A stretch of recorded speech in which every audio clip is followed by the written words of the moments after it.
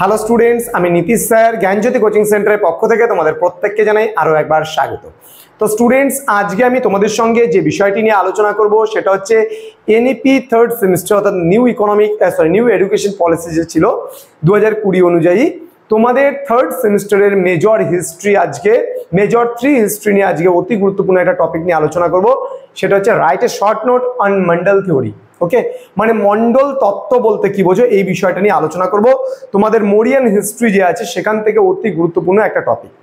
তোমরা জানো চন্দ্রগুপ্ত মৌর্যের যে প্রধানমন্ত্রী, সেই প্রধানমন্ত্রী ছিল কিন্তু কৌটিল্য বা চাণক্য, যার আসল নাম ছিল বিষ্ণুগুপ্ত। ওকে, তো তিনি কি করছেন যে একটা রাষ্ট্রের সঙ্গে আরেকটা রাষ্ট্রের সম্পর্ক কেমন হবে সেই নিয়ে কিন্তু একটা থিওরি দিয়েছেন, সেটা হচ্ছে মন্ডল তত্ত্ব। এবার এই মন্ডল তত্ত্ব কি জিনিস সেটা ডিটেলসে আজকের ক্লাসটিতে আলোচনা করব। কিন্তু ক্লাসটি শুরু করার পূর্বে তোমাদেরকে বলবো, যারা এখনো পর্যন্ত আমাদের অফিসিয়াল ইউটিউব চ্যানেলটিকে সাবস্ক্রাইব করনি তারা অবশ্যই চ্যানেলটিকে সাবস্ক্রাইব করে পাশে থাকা বেল আইকন অল প্রেস করে দাও এবং বন্ধুদের সঙ্গে অবশ্যই ক্লাসটি শেয়ার করো।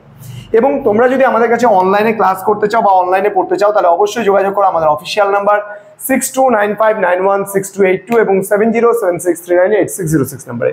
তোমাদের টোটাল কোর্স ফি রয়েছে মাত্র 1199 টাকা।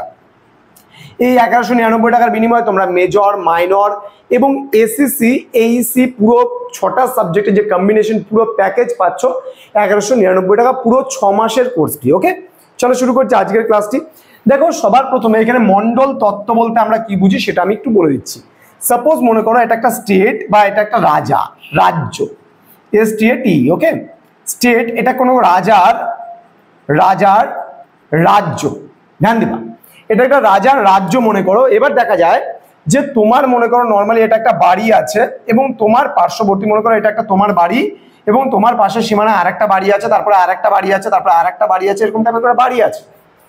এইবার দেখা যাচ্ছে যে মানে মনে করো আগে যেমন আমাদের গ্রামে গঞ্জে যেরকম থাকতো বা এখনো দেখা যায় অনেক গ্রামে গঞ্জে, কি দেখা যায় যে নর্মালি এই বাড়ির সঙ্গে এই বাড়ির লোকের সম্পর্ক কিন্তু খুব একটা বেশি ভালো হয় না।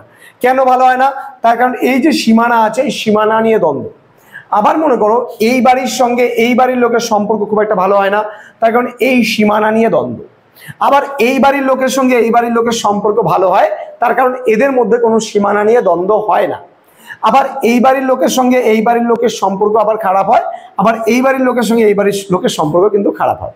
তো কৌটিল্য বলেছে যে মানে রাষ্ট্রতত্ত্ব সম্পর্কে তিনি যেই কথাটা বলেছেন বা যেই কথাটির অবতারণা করেছেন, যে কোনো রাজ্যের রাজা, কোনো রাজ্যের যদি হয় রাজার রাজ্য এবং কোনো রাজ্যের রাজা কখনোই তার পার্শ্ববর্তী রাজ্যের রাজার, মনে করো এখানেও একটা রাজা আছে, সাপোজ মনে করো একটা পার্শ্ববর্তী রাজ্য, এবার পার্শ্ববর্তী রাজ্যের রাজার কখনোই কিন্তু এর সঙ্গে এর ভালো বন্ধু হতে পারে না, মানে মিত্র, বন্ধু মানে মিত্র, তাহলে মিত্র হতে পারে না, তার মানে শত্রু।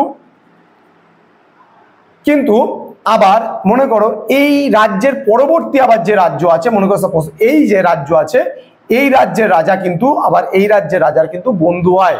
তাহলে কৌটিল্য বলেছে যে একটা রাজ্যের রাজা কখনো তার পার্শ্ববর্তী রাজার ভালো বন্ধু বা মিত্র হতে পারে না, আবার তার পার্শ্ববর্তী রাজা তার স্বভাবজাত মিত্র বা স্বভাবজাত বন্ধু হতে পারে।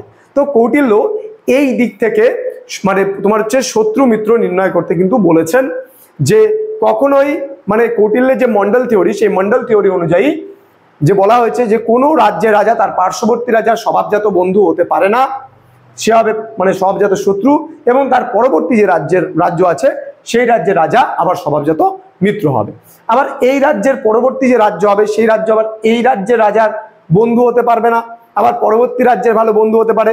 এইভাবে করে কৌটিল্য কিন্তু তার অর্থশাস্ত্রে মন্ডল থিওরির ওপরে সঠিকভাবে সুন্দরভাবে আলোকপাত করেছেন এবং খুব বিস্তারিতভাবে তিনি বলেছেন যে এইভাবে করে একজন রাজাকে শত্রু মিত্র নির্ধারণ করতে।